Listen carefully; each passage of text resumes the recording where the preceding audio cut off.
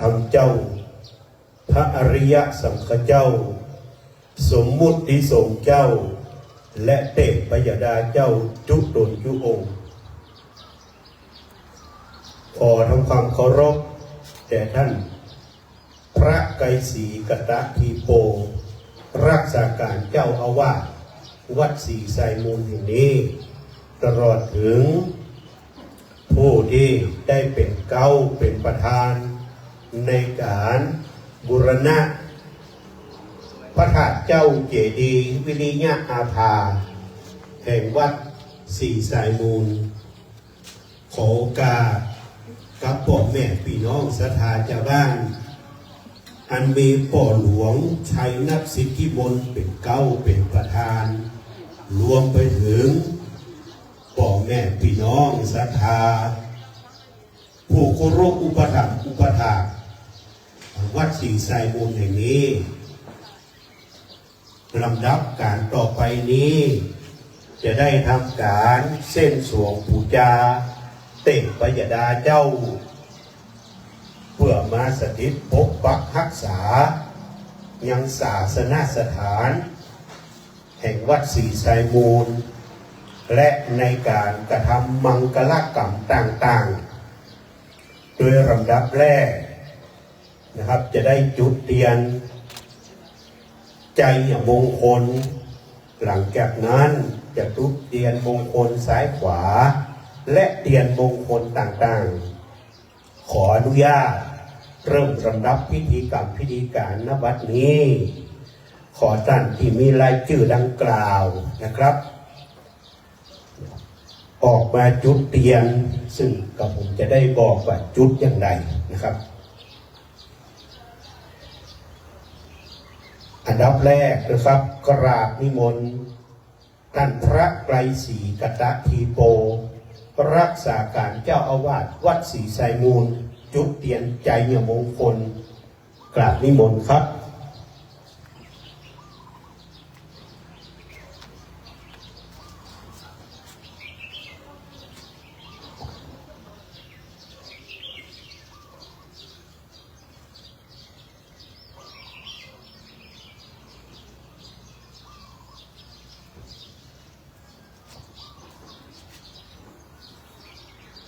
เอาดิ่งไปแต่ครับ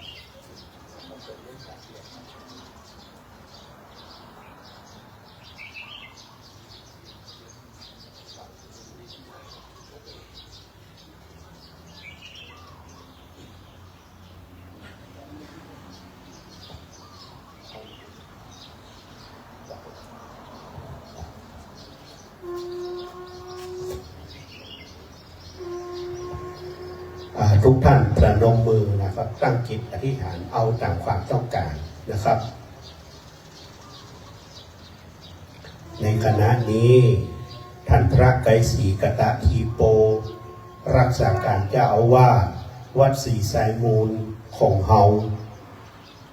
ได้เป็นประธานจุดเตียนใจมงคลนักโต๊ะเครื่องวงสงปูจา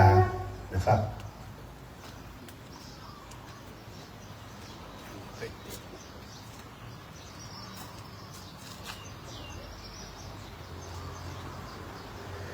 ลำดับต่อไปนะครับขอเรียนเชิญพ่อหลวงชัยนัทสิทธิมนนะครับจุดเทียนมงคลซ้ายขวานะครับ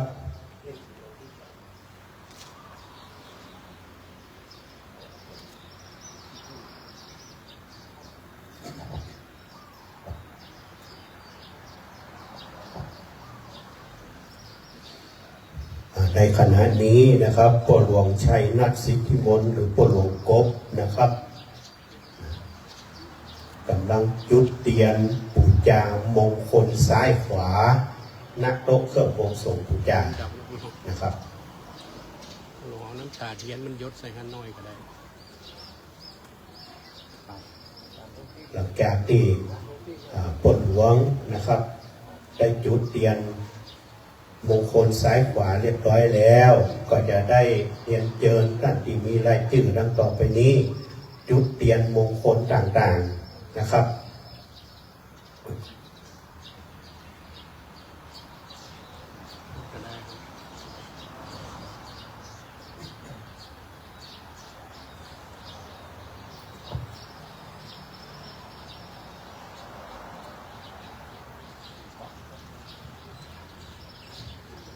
ป่อวันชัยมูลคำครับคำมูลนะครับป่อวันชัยคำมูลจุดเทียนมงคลครับ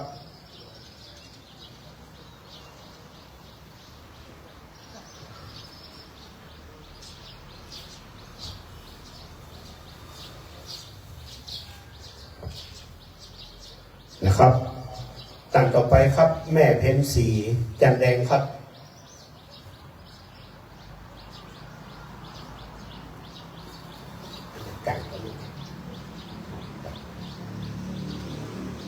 ต่างต่อไปครับแม่บัวลอยทองสะอาดครับครับจากนั้นถึงเลขเลยนะครับ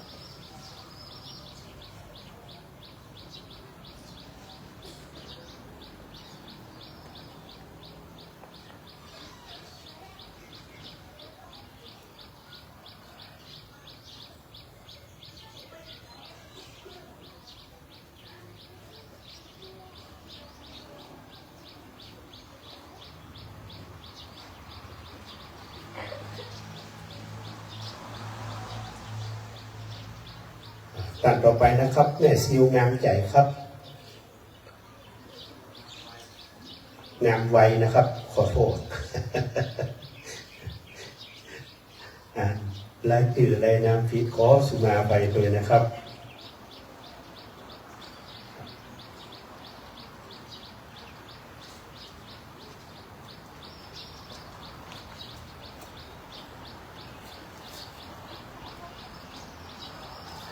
ต่างต่อไปนะครับ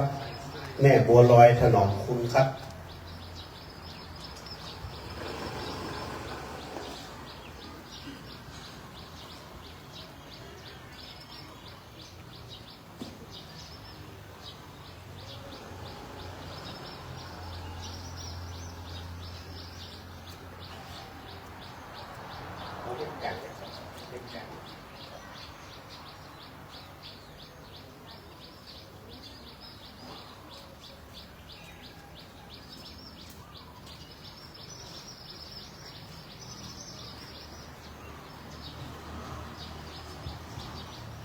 แม่มนทิดาสิทธิมนครับ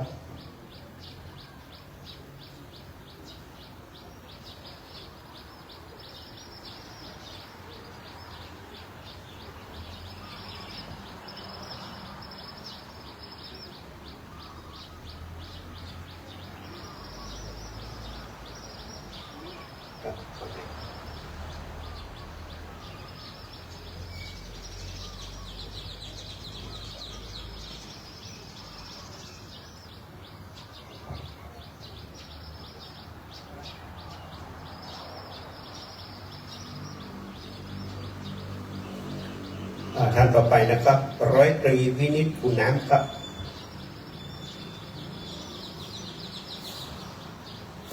หลายจุดที่อีกบอกไม่หมด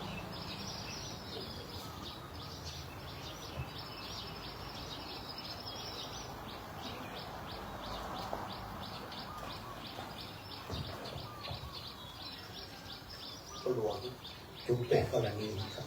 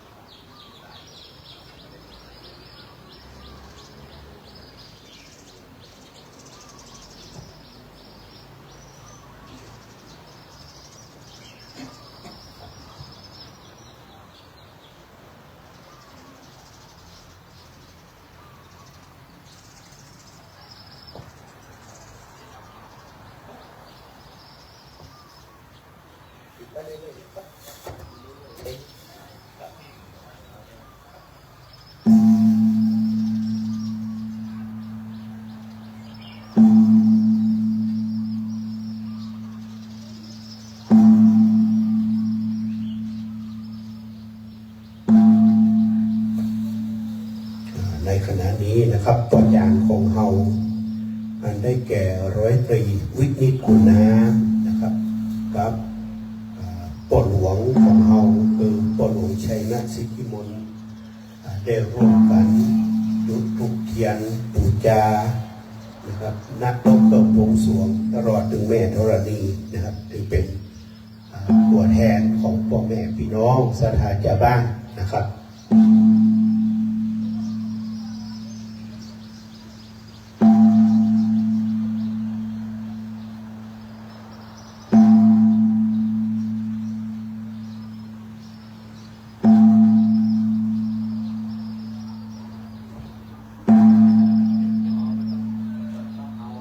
ครับตรงนั้นน้ำตาเทียนไหลเลย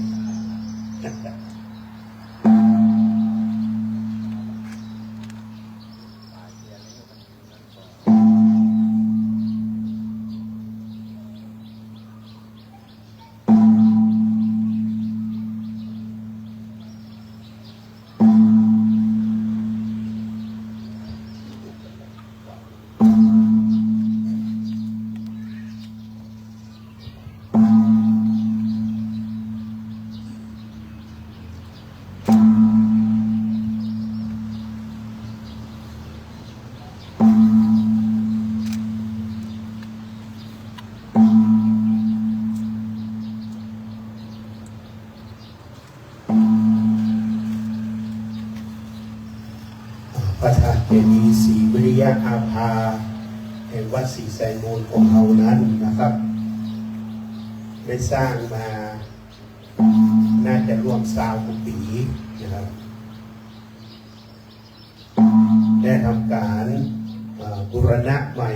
เมื่อปีพ.ศ. 2561และครั้งนี้ก็ได้ทำการบูรณะพระธาตุโดยการทำสีใหม่โดยร้านเกียงดาววัสดุก่อสร้างนะครับเป็นประธานในการบูรณะในครั้งนี้นะครับ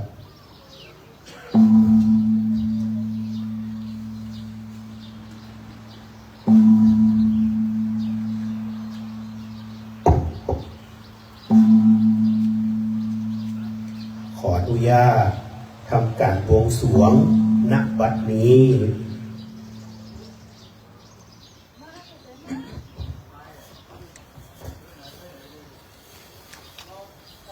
สักเคงกำเมนจะลงเพลงเคเลนสิงการันตันเตจันตริเควิมานเนที่เปรัตเตจังคำเมนตะลุวนากะหานเนงาลามาวัตุมิงเคเตภุมมัตถาตโยจตุโลกปาลลาจายมราชาอินโตเวสสุวรรณราชังอริยเมตโยโพธิสัตวกาตโยอริยันสาวกาจะปุถุชนะกัลยาณาจะสมาติทิเยวะบุเตปัสสนาธัมเมปัสสนาสังฆเปปัสสนาพุทเตสักกรวาธัมเมสักกรวาสังฆสักกรวาอิโตทานาโตญาวะพลัมพลายิมัสสมิงสุจักขวาเรสุเตวตายักขายังมุนิวรวัจนังสาทโวโนสุรนันโตธรรมัสสวนังกาโลอายัมปทันตา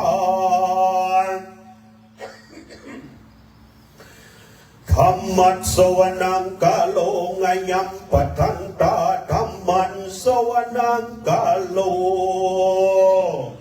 อายัมปทันตา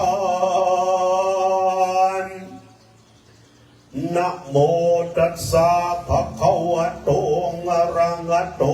สัมมาสัมพุทธัสสะนะโมตัสสะภะคะวะโตอะระหะโตสัมมาสัมพุทธัสสะ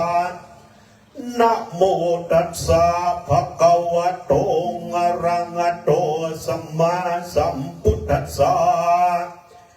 พุทธังวันติตวังอายุวัฒนังเตชีวิตังยาวนิพพานังสรนังคัจฉามิธัมมังวันติตวังอายุวัฒนังเตชีวิตังยาวนิพพานังสรนังคัจฉามิ สังฆังวันติตวงอายุวัฒนังเตชีวิตังญาวันนิปานังสรนังคัจฉามิอิเตปิโสภะคะวังอรหังสัมมาสัมพุทโธวิจาจรณะสัมปันโนสุขโตโลกวิทูอนุตตโรปุริสะธรรมสารติสัทธาเตวมนุษสานังพุทโธภวันติวันติตุนสุขตังนาตังพุทธันจะธรรมันจะสังฆันจะสาธุกังนะโมพุทธายะติปะมันตังปวะคามิยะธาพรังปัญจอักขรานิจตานะโมพุทธายะวันทะเตนะโมนะมะสิตวะอิสิสิติโรกะนาตังอนุตตรังอิสิจะพันธนังสัตราอาหังวันตามิตังอิสิสิติเวสานะโมนะมะสิตวังอาจาริยะคารุปตังอันตรายังวินาศสันติสัพพะกัมมังปสิทธิเมมะอาอุอาติกามุรังตรีเตวันนังมหาสาตราอุอาอะมะมะมันตาอุอาสวะมหามันตังมะอาอุโรปะเกยยังอังกระเสวระอิโนเตรนิอัครานิจันตานิสันตุโนนักกะโลกะกุสันโตโมกะโลโกนากะมโนพุทธกะโลกันสะโพธากะโลโคตโมยะกะโลอริยะเบตโยปัญจพุทธานามามิหัง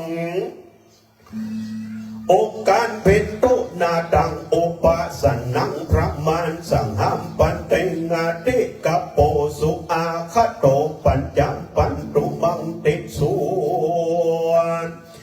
นะโมพุทธายะวันทนังสิเตกิจังสิเตกัมมังสิเตการิยะตถาคโตสิเตเตโจจโยนิจังสิทธิราโพนิรันตรังสัพพะกัมมังปสิทธิเตสัพพะสิทธิภวันตุเต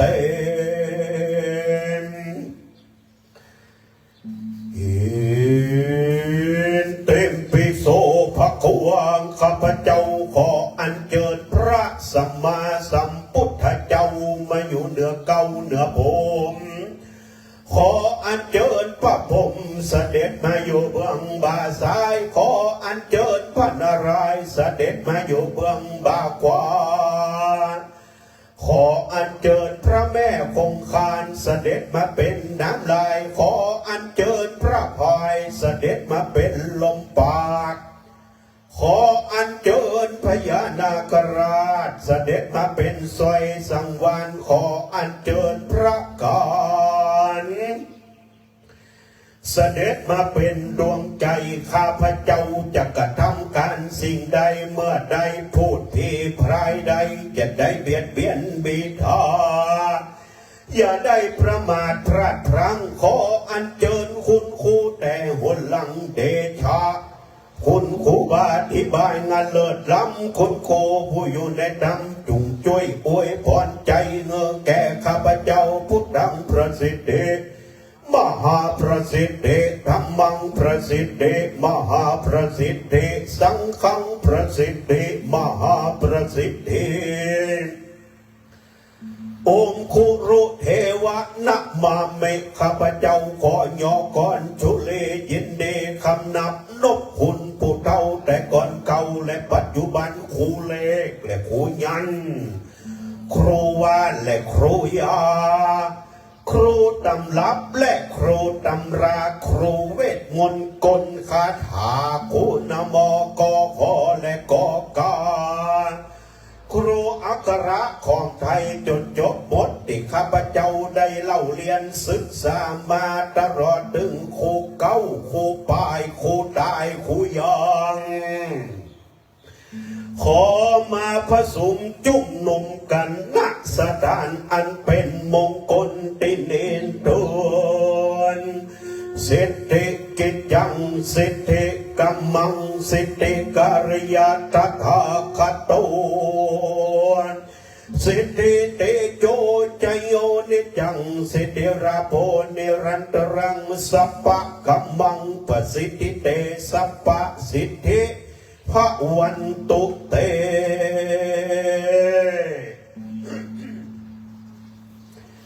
โอมสิโลเมพุทธเทวันจานราเตพรามเทวดาปาเตปิสนุกันเจวะสัพพะกัมมะปสิทธิเมโอมนะโมเมปรเมฆะเมสายาสีวายนเรสาโอมนะโมปิสนุนารายสินติการโกยอนกกราบแก่พระปรเมอิสวนผู้เป็นเจ้าตนพันเผาเขาไกลาดดันยังมีสุรสิงหานาดังสายฟ้าฟาดลั่นตองกองผู้พายิ่งเสด็จลงมาตั้งแผ่นฟ้าและแผ่นดินตั้งมหาสมุทรและสายสินอันอุดมจิงฝากไว้ยังพระอินทร์พระพรหมพระยมพระการเต้าจตุโรกบาลตังสีตังนางนาถไทยธรณีตังสรีคุตอมาตนาถน้ำประไมไอสวนตังมวลตังพระมุนีฤาษีนารอดฤาษีนาลายฤาษีตางัวฤาษีตาไฟฤาษีตะไรโกดฤาษีเกตฤาษีเนตรฤาษีสมุทรกันปัญจกิเลพระมุนีดาบท108 ตนพระหิดลพระสุดาพระโคเทาและพระโคพาพระโควานและพระโคยาจิงเมพระบัญชาว่าไว้7 กลางหนึ่งชื่อว่าฝนแสนหากลางหนึ่งชื่อว่าพญาภาพจักรวาลกลางหนึ่งชื่อว่าพญาภาพเมืองมารและเมืองยักษ์กลางหนึ่งชื่อว่าพญาหักเอาเวียงใจกลางหนึ่งชื่อว่าพญาไข่เวียงเล็กกลางหนึ่งชื่อว่ากำแพงเป็ด7 จันทร์กลางหนึ่งชื่อว่าตึงชักคำบังเงาพระพุทธเจ้าพาแป้แก่พญามารตันจึงตั้งองค์การไว้ว่าธรณีสอนอย่างฮือได้มานมาปานมาต้องจึงฮือกูตีเจือกเป็นขบวงบาทและขอทรัพย์ว่าคุณเนื้อกูเอาไปกองขอจ้างและมัดคอโคนเข้าพระจนตนไม่ใหญ่ที่มีผีปรสีปอกูผู้เป็นเจ้ากูไปตักเอาน้ำยังสะโบกรณีมาดังในพิธีจำละพระพรหม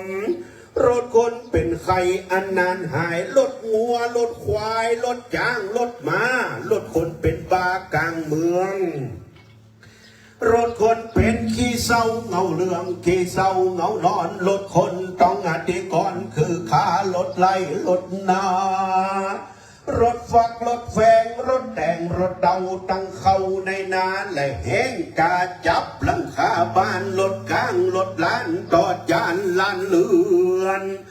สั่งสันเขื่อนเดินเตอรถศพรถฟาดรถมากรถปูรถงูขึ้นเหือนรถสัตว์เหือนเข้าบ้า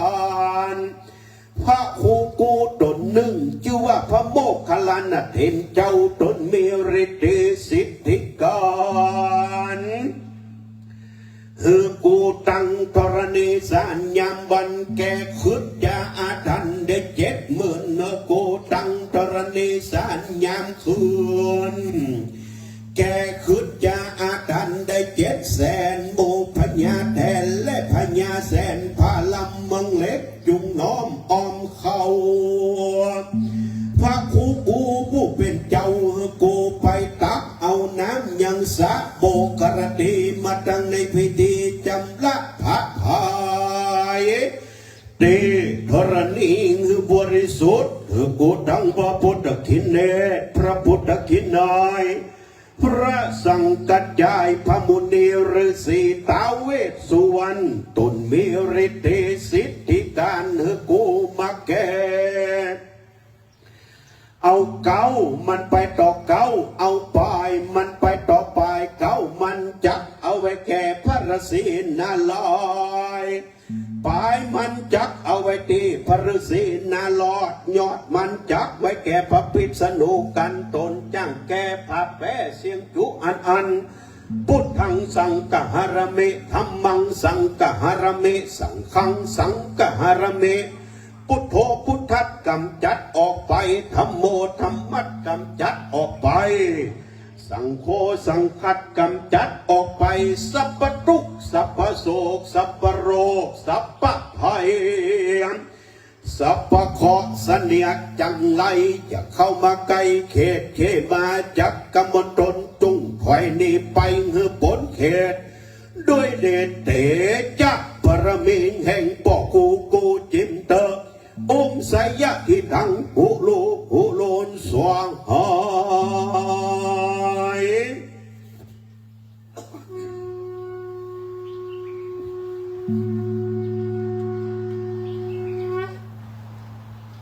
โอมนัสปฏิงคาแต่สุนทรรัตนางอธิคุณอดุลระยะเทพมเหตเทวราธิปไตยแห่งเขาไกลาด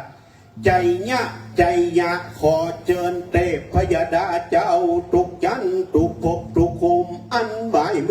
16ของจันฟ้า15จันเด่น14จันบาดาลตลอดถึงยานติบแห่งองค์ป่อเจ้าหลวงคำแดงและยานติบแห่งท่านบุรพมหากษัตริย์เจ้าจุดลจุองค์และยานติบแห่งองค์สมเด็จพระนเรศวรมหาราชเจ้าสถิตสถูปเมืองงายตลอดถึงยานติบแห่งพระครูพิสารขันติคุณผู้ก่อสร้างเจดีย์วิริยะอาภาตลอดถึงท่านพระครูสุจิตเมธาพรอดีตเจ้าอาวาสองค์เก่าแห่งวัดศรีสายมูลแห่งนี้ตลอดถึงยานติบแห่งเทพยดาเจ้าอันชื่อว่าวยทัตเจ้าผู้เฝ้าปกปักรักษายังวัดศรีสายมูลแห่งนี้เป็นเก้าเป็นประธานบัดนี้นาหมายเมตันเจ้าสมณะสัทธาอันว่าพระไกรศรีกตถิโปรักษาการเจ้าอาวาสวัดศรีสายมูลภายนอกหมายมีการนำแห่งพ่อหลวงชัยนัทสิทธิมนผู้ใหญ่บ้านหมู่8ตำบลเจียงดาวตลอดถึงพี่น้องศรัทธาเจ้าบ้านผู้กุรุอุปธรรมอุปถากวัดศรีสายมูลแห่งนี้ก็ได้ปากันสรนงคงควายตกแต่งแปลงพร้อมน้อมนำมาซึ่งมีมาดูบุพาลาจาดวงดอกเขาตอกดอกไม้และลำเตียนตลอดเดืองเครื่องขี้ยาตั้งหลายมวลฝุ่งนี้มาทัพนาวางกองจองนายังปะแก้วเจ้าตั้ง3ประการตลอดถึงเจติยาเจ้าวิริยะอาภาแห่งนี้ด้วยวันนี้ก็เป็นวันดีอันวิเศษประกอบไปด้วยงานมงคลต่างๆอันไม่มีงานส่งน้ำพระธาตุเจดีย์ประจำปีตลอดถึงงานสืบชะตาหลวงของวัดและหมู่บ้านหมู่8ตำบลเจียงดาวแห่งนี้ขออัญเชิญเหล่าเทพยดาเจ้าจุตนจุองค์ข้าพเจ้าได้ก้าวนำไปแล้วก็ดีบ่ได้ก้าวนำไปแล้วก็ดีเข้าสู่มณฑลพิธีนี้เพื่อเป็นสักขีพยานบุญแห่งอันเจ้าสมณันศรัทธาและพี่น้องศรัทธาเจ้าบ้านที่ได้กระทำมังกรกรรม ในดีกากาละบัดนี้ยามนี้ขออัญเชิญเทพยดาเจ้าจุตนจุโองที่ข้าพเจ้าได้กล่าวนำไปแล้วก็ดีบ่ได้กล่าวนำไปแล้วก็ดีเข้าสู่มณฑลพิธีรับเครื่องพรีสังเวยและจงเอื้อนเอ่ยพรสวัสดิ์พูนพิพัฒน์เพิ่มพิทักษ์บริรักษ์ในงานทรงน้ำพระธาตุเจดีย์ประจำปีและงานสืบชะตาหลวงของวัดและหมู่บ้านหมู่8 ตำบลเจียงดาวแห่งนี้บ่อเต้าแต่นั้นก็ไม่มีคุณสุรวงศ์กวีสรศักดิ์พร้อมโดยครอบครัวแห่งบริษัทเจียงดาววัสดุก่อสร้างก็ได้เป็นประธานบูรณะพระธาตุเจ้าเจดีย์ได้ตาสีพระธาตุเจ้าดูไม่ดูงามขออัญเชิญเทพยดาเจ้าจุตนจุองอันไม่มี16ของจันฟ้า15จันดิน14จันบาดาลญาณทิพย์แผงเทพยดาเจ้าจุตนจุองเข้าสู่มณฑลพิธีร่วมพระโมทยินดีบ่เต้าแต่นั้นก็ขอรับเครื่องพรีสังเวยนี้บาดแม่นตูคาอันประกอบไปโดยท่านเจ้าสมณะสัตตาและพ่อแม่พี่น้องสัตตาเจ้าบ้านตั้งหลายได้กระทำกรรมอันใดอันบ่ชอบไม่มีกายกรรมวจีกรรมมโนกรรมกรรมเยี่ยงใดเยี่ยงหนึ่งได้พลั้งพลาดประมาทลาสาในพระแก้วเจ้าตั้ง3 ประการและศาสนสถานตลอดถึงเจติยะเจ้าแห่งวัดศรีสายมูลแห่งนี้ขอเทพยดาเจ้าจุตนจุองร่วมเป็นสักขีพยานหน้าบุญตานตลอดถึงขอขมากรรมในพระแก้วเจ้าตั้ง3 ประการเจติยะเจ้าแห่งวัดศรีสายมูลแห่งนี้ขออย่าได้เป็นนิวรณธรรมกรรมอันแก่นกลางห้ามตับเสียยังความเจริญรุ่งเรืองไปภายนานนั้นจงจักมีเตียงแตนเดลิงสอนตุนสานตุโอกาสเทพยดาเจ้าตั้งหมู่ตั้งมวลที่ข้าพเจ้าได้กล่าวเชิญชวนท่านแล้วใส่ขอท่านพระโมทยินดีในมหาพิธีกรรมบวงสรวงปูจาเจติยะเจ้าวิริยะอาภาแห่งวัดศรีสายมูลแห่งนี้แล้วท่านพระโมทยินดีปันโจกปันใจปันปอนท่านเจ้าสมณะสัตตาตลอดถึงพ่อแม่พี่น้องสัตตาเจ้าบ้านผู้คุรุอุปถัมภ์อุปถากวัดศรีสายมูลแห่งนี้อยู่ดีมีสุขการกุ้งลุ่งเรืองไปนาขออย่าได้คราดดังข้าพเจ้าได้กล่าวพังพร้อมถวายนี้นั้นโดยทุนสอนตุนสานโตโอกาสเทพยดาเจ้าตั้งหลายอันไม่มี16ของจันฟาน15จันเด่น14จันบาดาลตลอดถึงยันทิพย์แห่งองค์พ่อเจ้าของสุวรรณคำแดงปัตุจิตแห่งเนร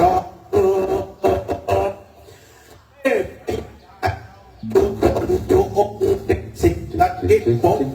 อักอายาสิทธิ์ตลอดวัดศรีสายแห่งนี้ขอบเชิญทุกองค์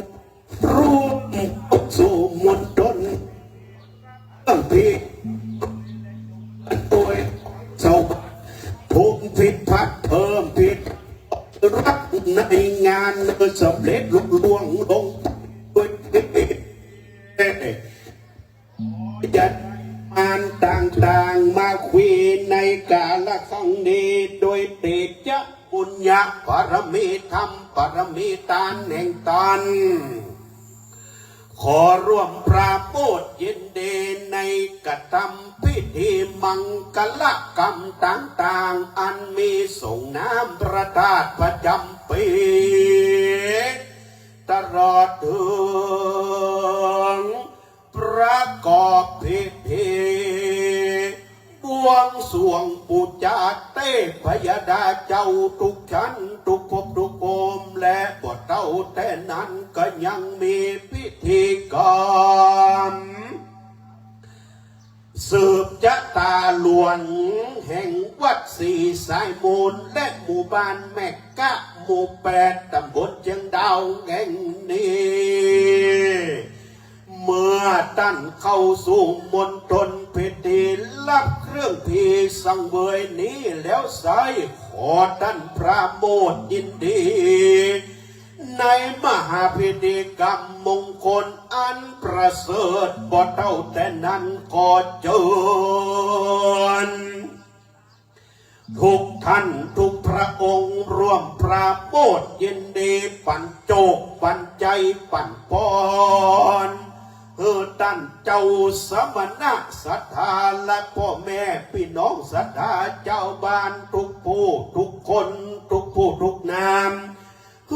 เอาตัวเอาตนปลดปล่อยผลเคราะห์กังวลอนตรายต่างๆไม่มีว่าเคราะห์ปีขอเดือนขอวันขอยามขอเมื่อย่างเดินยืนนอนขอเมื่อลับเมื่อตื่นขอเมื่อคืนบ่หันขอเมื่อวันบ่หูขอได้เมื่อฟูกอูดยันจาสัปปะโรกาพญา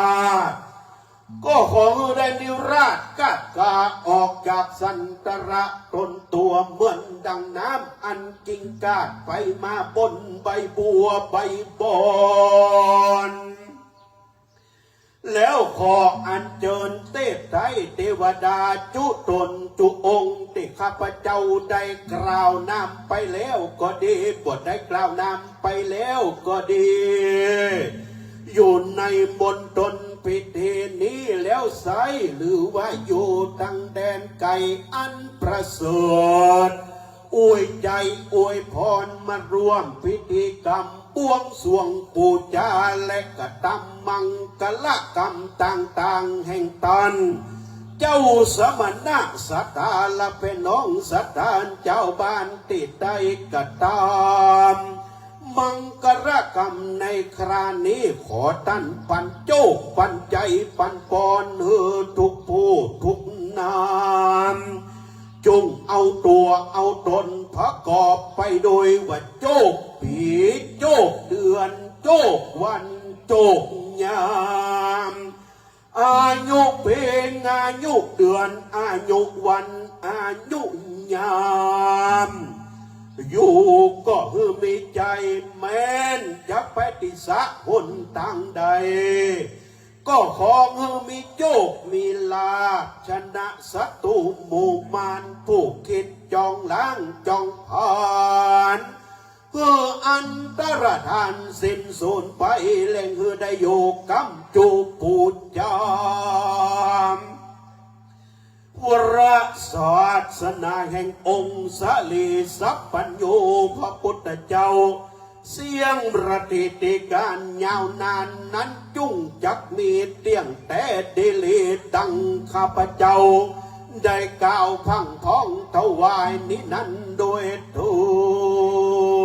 ลสัพพะพุทธานุภาเวนะสัพพะธรรมานุภาเวนะสัพพะสังฆานุภาเวนะพุทธเตเชนะธรรมเตเชนะสังฆเตเชนะ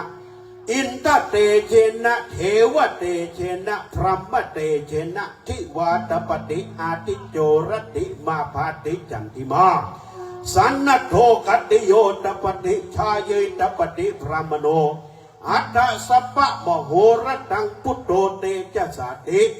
พุทโธพุทธังรักษาธัมโมธัมมังรักษาสังโฆสังฆังรักษา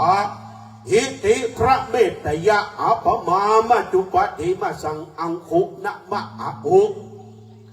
สิทธิจิตจังสิทธิวาจังกายพันธนังอังคพันธนังสารพัดสิทธิพระวันตุเมทุกขโรคาพยาเวลาโสกาสตุจุปัตถวาอเนกาอันตรายาปิวินาศสันตุจะเตจะสาใจยสิทธิธนังราพังโสติภาคยังสุขังปรังสิริอายุเจวันโนจะโภคังอุติจยสวาสัตตวัสสาจะอายุจะจีวสิทธิภวันตุเตปัญจมาเรจิโนนาโตปัตโตสัมโพติมุตตมังจะตุสัจจังปกาเสสิธรรมะจักกังปวัตตเยเอเตนะสัจวัจเจนะหนตุเตจัยมังครานิอิติสุขโตอรหังสัมมาสัมพุทโธนะโมพุทธายะปัทวีคงคาพระภูมิเทวาขมามิหังสิทธิกิจจังสิทธิกัมมังสิทธิการิยะตถาคโตสิทธิเตโจจัยโยนิจังสิทธิราโภนิรันตรังสัพพะกัมมังปสิทธิเตสัพพะสิทธิพระวันตุเตอิติจิตตังอิติเทวตาหิจะมหาปูจิโตนรโสปัจจยาธิปติเมตตาจะมหาลาภาจะสะพาสุติพระวันตุเต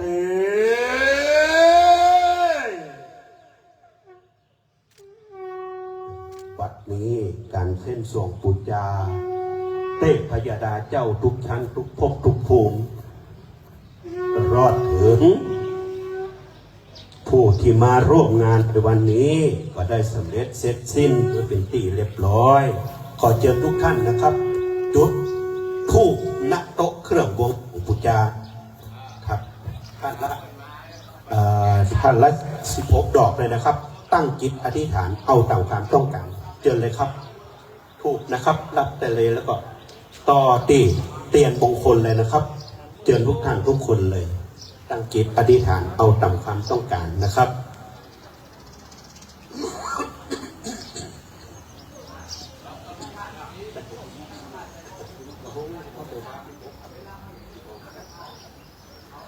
วันนี้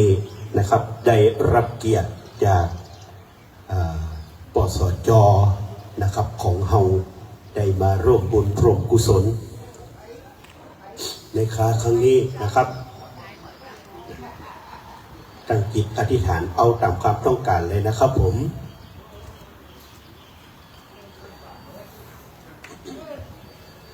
เมื่อจุดธูปนะเป็นที่เสร็จเรียบร้อยนะครับก็ขอเชิญตั้ง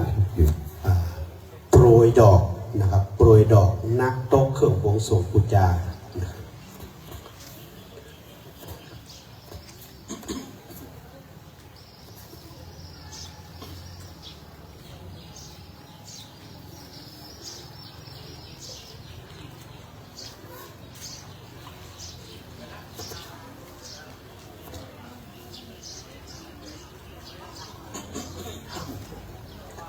เชิญเลยนะครับเชิญเลยนะครับยืมมาเติงกระเตียวบนได้นะครับถ้ายืมมาเติงกระเตียวบนได้เลย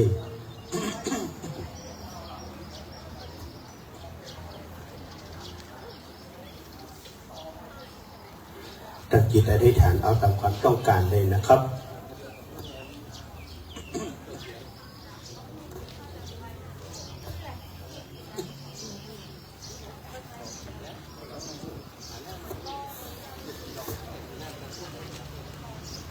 เจยันโตโปติยาโมเลสกายานังนันทิวัฒโนเอวังตงวิจโยโหวิจยันสุจยมังคะเลอปราจิตปัลลังเกสีเสปทวิปุคะเลอภิเสเกสัพพะพุทธานังอัคคัปปโตปโมตติสุนักตังสุมังคลังสุปะปะตังสุมุติตังสุขโนสุมุมุโตจะสุจิตังพระมจารสุปทักขินังกายะกัมมังวาจากัมมังพ ประทักกินังปทักกินังมะโนกัมมังปณิทิเตปทักกินานิกัตตัวนะระพันตเตปทักกิเน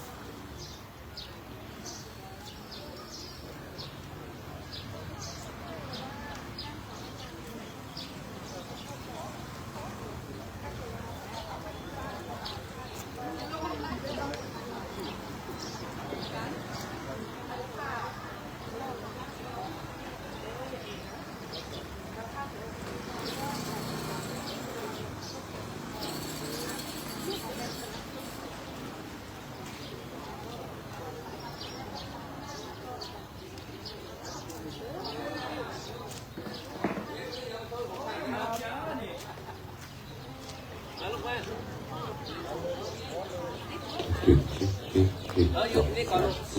อยู่นี่ก่อนใครคอนชุดแรกครับชุดแรกหนูมีกี่คนลูก5 คนหันหน้ามาทางวัดถาดนะ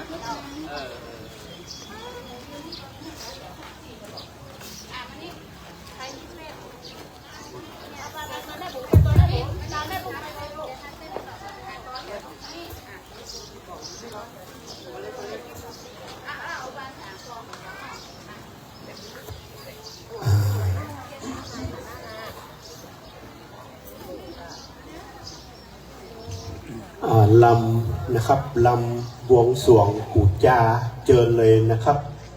นัดกับบันตังกองอำนวยการเนอะนัดกับตังกองอำนวยการเลยตังงานเจ้าหน้าที่เครื่องเสียงเลยนะครับลำบวงสรวงปูจาเพลงอะไรยังได้นะครับ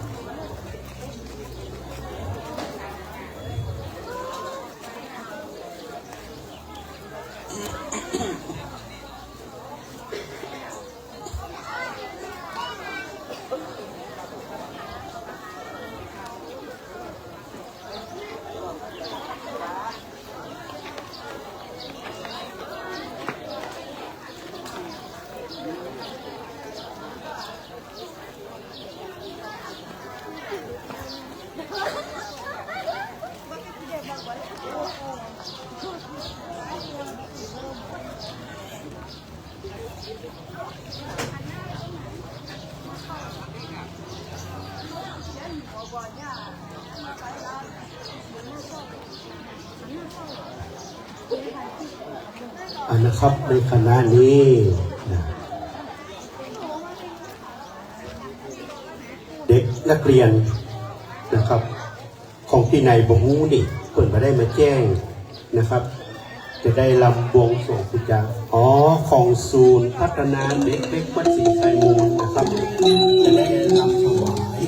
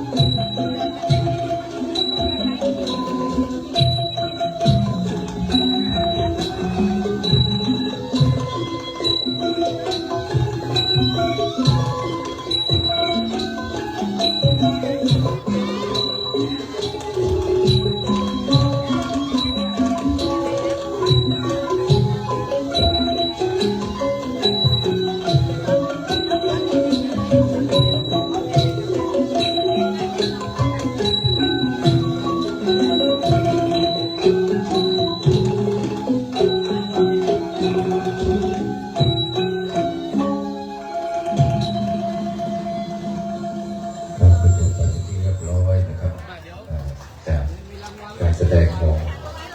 ทุกๆน้องๆนะครับเด็กเล็กนะครับและตอนนี้ชื่อเป็นลำวงเดือนก็จบไปแล้วนะครับตอนนี้ผู้กองผู้ได้มอบรางวัลนะครับจากนั้นเป็นชุดที่สองนะครับในการแสดงของน้องๆนะครับจะยื่นเพลงแก้บนสุดท้ายน้องแก้บน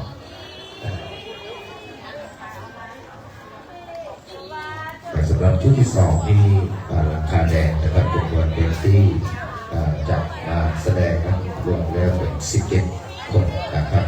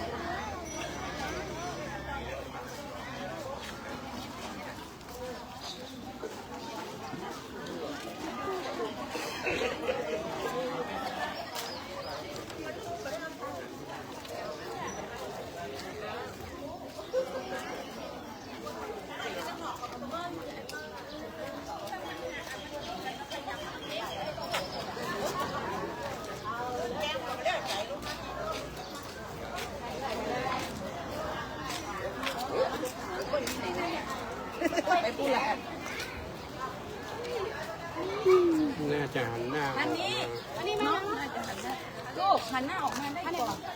หันหน้ามาตรงนี้มา หัน ได้ หน้า ก่อน ดีกว่า เหมือนกันนั่นแหละหันหน้ามาดีกว่า พร้อมยัง อ๋อ พร้อมยังคะ ลุงหันหน้ามาดีกว่า ฮะเราตรงทางนี้แหละ น่าจะหันหน้ามาตรงนี้กล้องมีตรงนี้ เอาอีกแบบนึงล่ะเดี๋ยวสักทีถามเราเดี๋ยวให้ทาย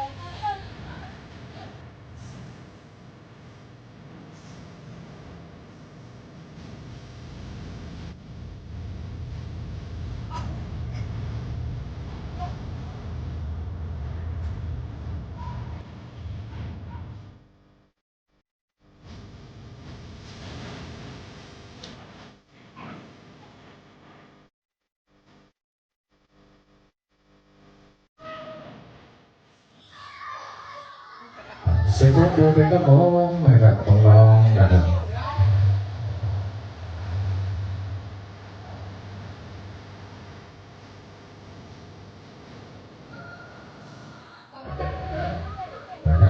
จะได้มอบรางวัลนะครับกับน้องๆนะครับ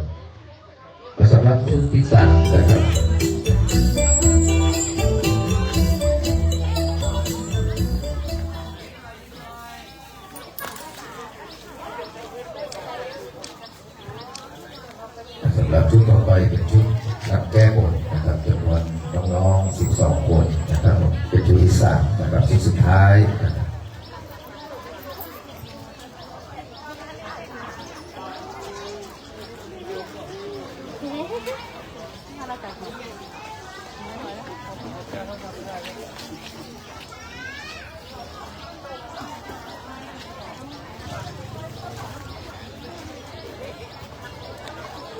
วันนี้มาช่วยงานเขาเหรอ ครับ คืนนี้ลำวงไม่มาเนี่ย มาแต่ไม่ได้เข้ามาวัดครับ เหรอไปอยู่ไหน โอ้โห อยากย้อนแสง พัก เลย อยู่คุณจองวันนี้วันเดียว ไปวัดที่ต่อไป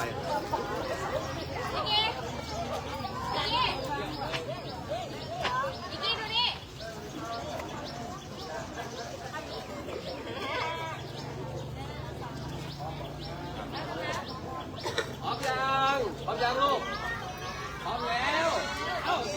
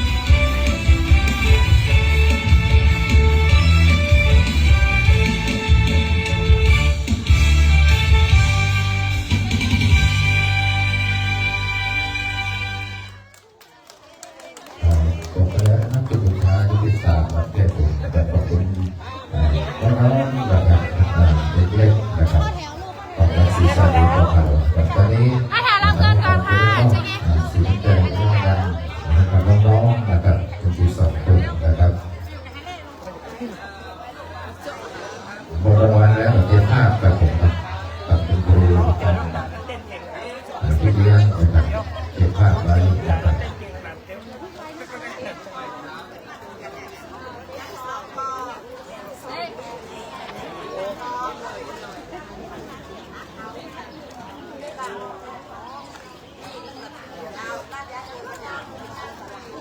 เรียบร้อย พี่เย่ นี่ก็โทรใส่ด้วย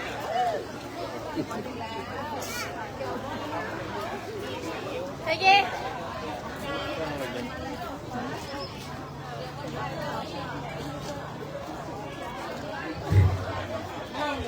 ก็ขอขอบคุณนะครับผู้ปกครองเนาะที่ได้สนับสนุนละอองมาแสดงในวันนี้นะครับแล้วก็ขอบคุณท่านครูของศูนย์พัฒนาเด็กเล็กในก้าของเรานะครับที่ได้ฝึกละออนนะครับฝึกละออนมาโชว์นี่นะครับ เอาหนึ่งพืชสวนได้ไหมแล้วมา โอ้คุณย่าจะเอ้าบุ๋มเอ้ยมีไหนครับคุณบุ๋มคุณย่าจะมอบของรางวัลไว้ให้ละออน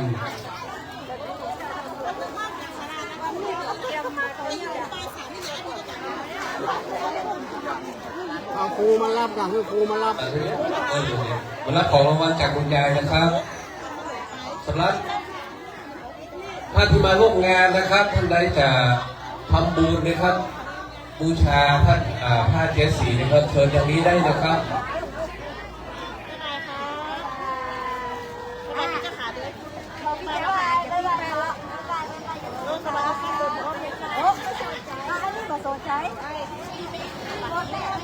ต้องการขอบคุณนะครับคุณยายอัมพรนะที่บอก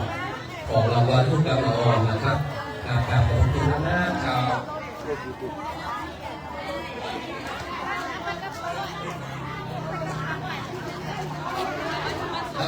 ท่านใดที่จะบูชาเนาะเนี่ยนะครับผ้าเจ็ดสีนะครับเปิดอย่างนี้ได้นะครับเปิดอย่างนี้ได้นะครับ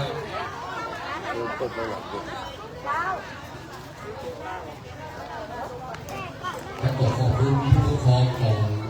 ไอ้ละออนนะครับของศูนย์พัฒนาเด็กเล็กสีชัยรุ่งของเรานะครับขอบคุณท่านครูเลยครับทุกท่านนะวันนี้เก่งครับ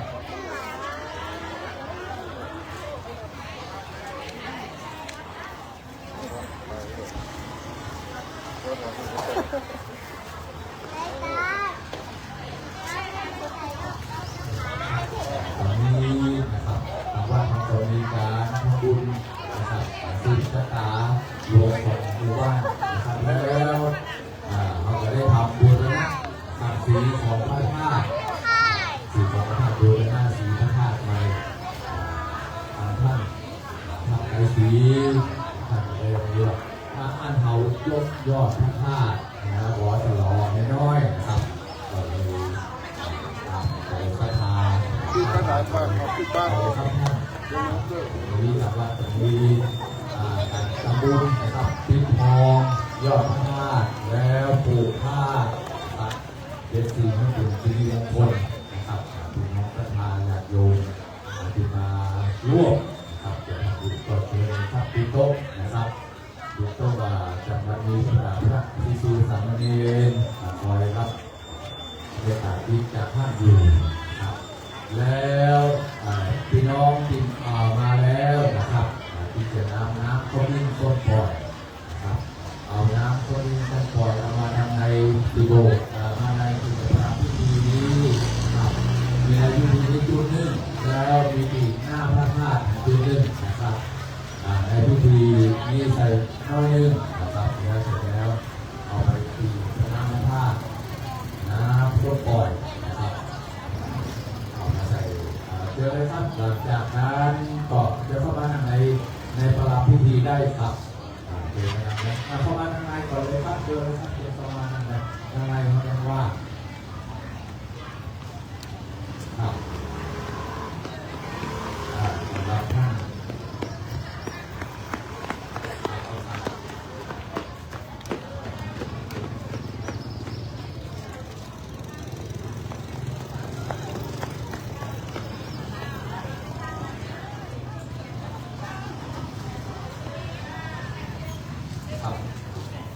ตอนนี้นะครับพ่อแม่พี่น้องที่มาแล้วนะครับที่มาแล้วที่นำน้ำข้าวปิ้งต้มกอยนะครับใส่ขันแก้วตั้งสามแล้วเอาน้ำข้าวปิ้งต้มกอยมาจุมามองมารวมกัน นะครับ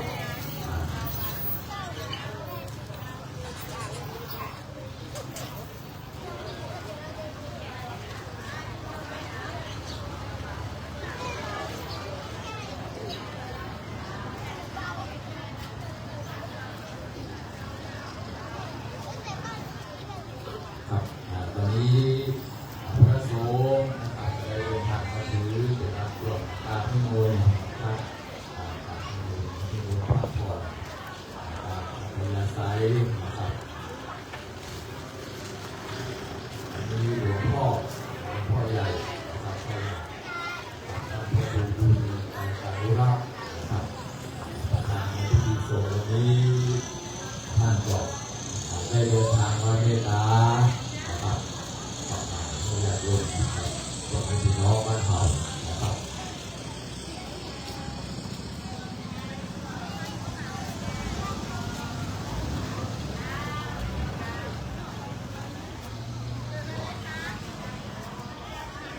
ครับสำหรับ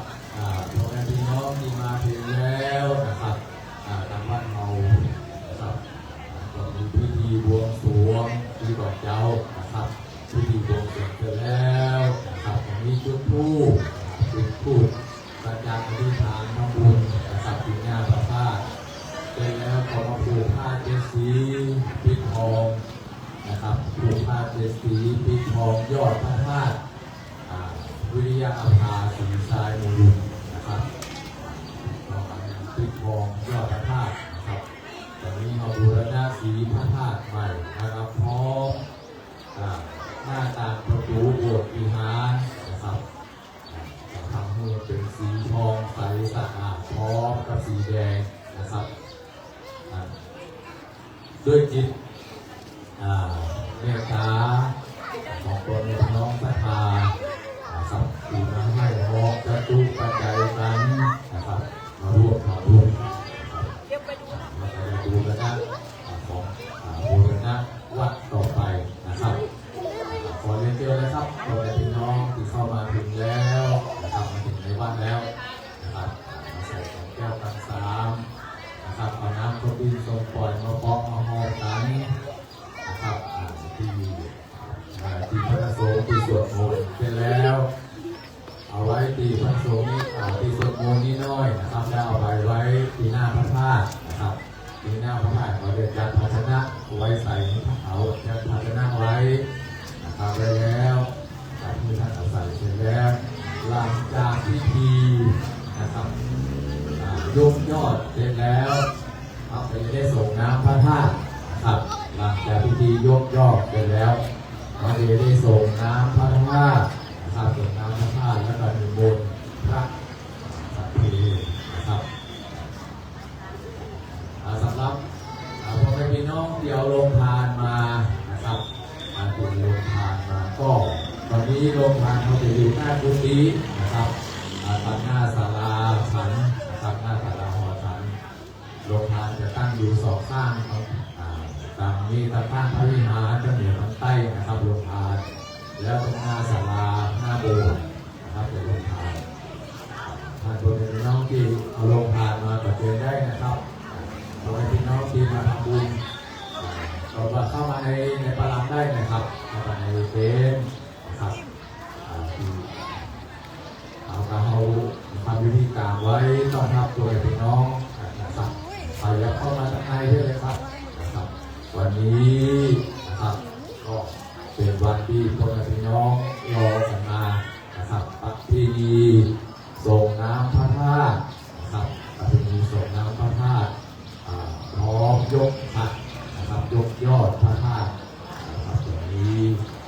เพราะว่าเราทำยอดพระธาตุใหม่นะครับทำใหม่ทั้งหมดเลยนะครับบูรณะทำใหม่ทั้งหมดแต่พระธาตุบูรณะสีนะครับพระวิหารโบสถ์บูรณะสีนะครับ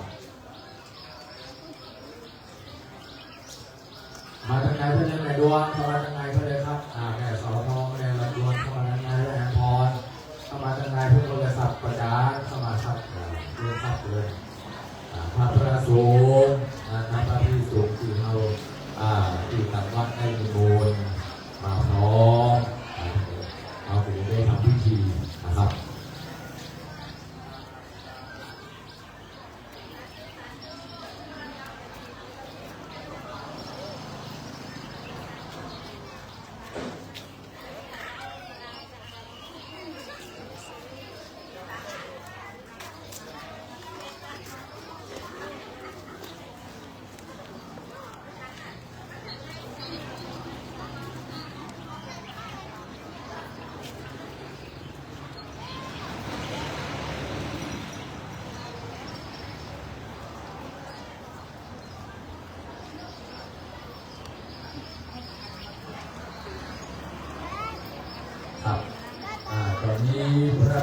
สงฆ์นะครับที่ทางวัดให้มีโอนก็ทยอย